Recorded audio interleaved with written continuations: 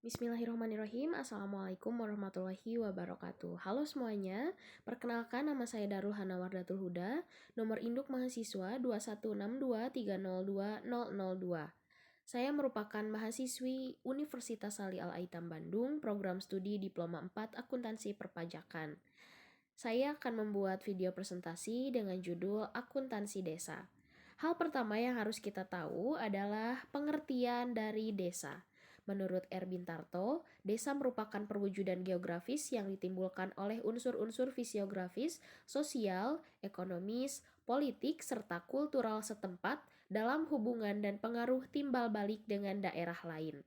Untuk itu, dalam pelaksanaan kegiatannya, desa memerlukan pengawalan, maka pemerintah bersama dengan legislatif mengesahkan Undang-Undang Nomor 6 Tahun 2014 tentang desa dan Permendagri Nomor 35 Tahun 2007 tentang Pedoman Umum Tata Cara Pelaporan dan Pertanggungjawaban Penyelenggaraan Pemerintah Desa. Maka pemerintah desa dalam hal ini memiliki wewenang untuk menyelenggarakan kegiatan pemerintahannya secara luas serta bertanggung jawab. Pemerintah desa merupakan tingkat pemerintahan terkecil yang berhadapan langsung dengan rakyat, maka pemerintah desa dapat membantu pemerintah pusat dalam melaksanakan pembangunan, pelayanan publik, dan pemberdayaan kepada masyarakat secara langsung. Selanjutnya, menurut Permendagri Republik Indonesia Nomor 113 Tahun 2014 Bab 1 Pasal 1 Ayat 1, menerangkan bahwa desa adalah kesatuan masyarakat hukum yang memiliki batas wilayah yang berwenang untuk mengatur dan mengurus urusan pemerintahan, kepentingan masyarakat setempat berdasarkan prakarsa masyarakat, hak asal-usul dan/atau hak tradisional yang diakui dan dihormati dalam sistem pemerintahan Negara Kesatuan Republik Indonesia. Lalu pengertian akuntansi desa. Akuntansi desa adalah pencatatan dari proses transaksi yang terjadi di desa. Dibuktikan dengan nota-nota, kemudian dilakukan pencatatan dan dilaporkan sehingga akan menghasilkan informasi dalam bentuk laporan keuangan yang dilaporkan pihak-pihak yang berhubungan dengan desa itu sendiri. Lalu, siapa aja sih pihak-pihak yang menggunakan informasi keuangan desa? Di antaranya ada masyarakat desa, perangkat desa, pemerintahan daerah, serta pemerintah pusat. Laporan keuangan yang harus dilaporkan menurut Permendagri Nomor 113 Tahun 2014 berupa 1. Anggaran, 2. Buku kas, 3. Buku pajak, 4. Buku bank, dan 5. Laporan realisasi anggaran atau yang kita kenal dengan singkatan LRA. Lalu sistem akuntansi desa. Standar akuntansi desa diturunkan menjadi akuntansi desa, merupakan pedoman tata cara kerja berakuntansi secara seragam, baku, dan berulang.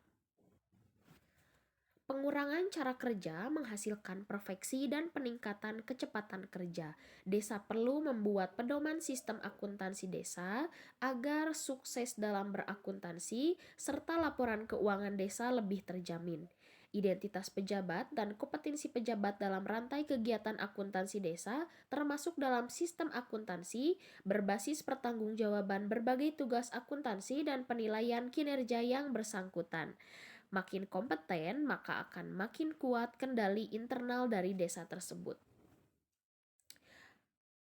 Penyusunan laporan keuangan desa memiliki tujuan, yaitu secara umum, tujuan laporan keuangan disusun sebagai bentuk pertanggungjawaban entitas ekonomi atas penggunaan dan pengolahan sumber daya yang dimiliki dalam suatu periode tertentu.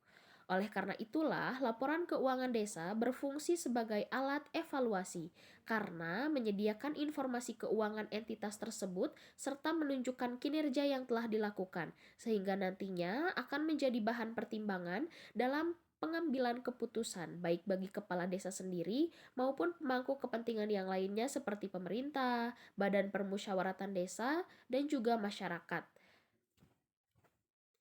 Manfaat pentingnya laporan keuangan bagi pemerintah desa antara lain 1. Mengetahui tingkat efektivitas, efisiensi, serta kebermanfaatan pengelolaan sumber daya ekonomi oleh pemerintah desa dalam 1 tahun anggaran. 2. Mengetahui nilai kekayaan bersih yang dimiliki desa sampai dengan posisi terakhir periode pelaporan.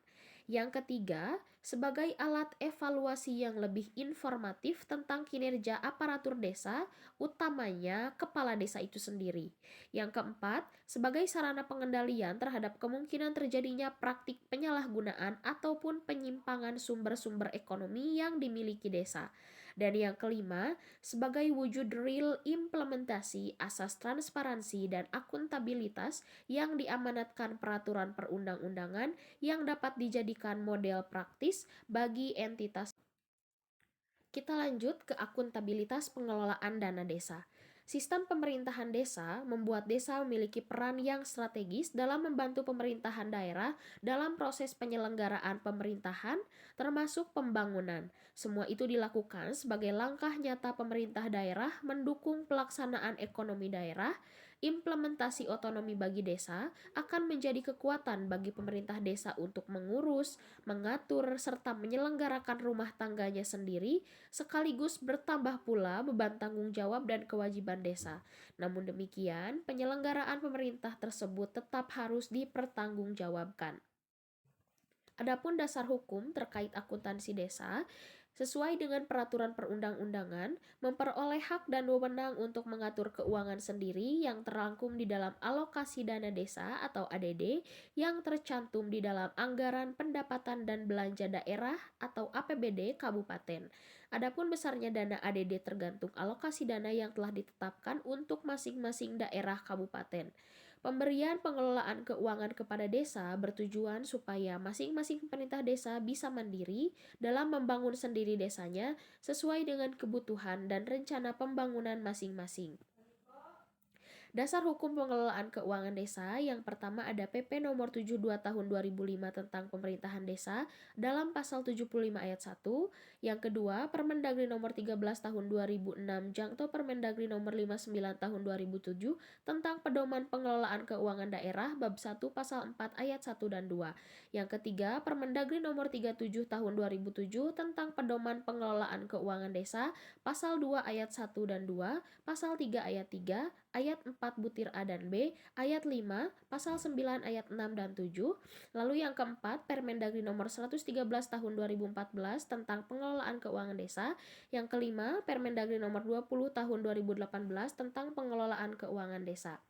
Landasan terbitnya Permendagri 20 tahun 2018 tentang pengelolaan keuangan desa adalah dengan mengingat yang pertama Undang-Undang nomor 39 tahun 2008 tentang Kementerian Negara, yang kedua Undang-Undang nomor 6 tahun 2014 tentang desa, yang ketiga PP nomor 43 tahun 2014 tentang Peraturan Pelaksanaan Undang-Undang nomor 6 tahun 2014, yang keempat PP nomor 60 tahun 2014 tentang anggaran desa yang bersumber dari APBN. Sekian video presentasi yang dapat saya sampaikan, semoga dapat bermanfaat. Wassalamualaikum warahmatullahi wabarakatuh.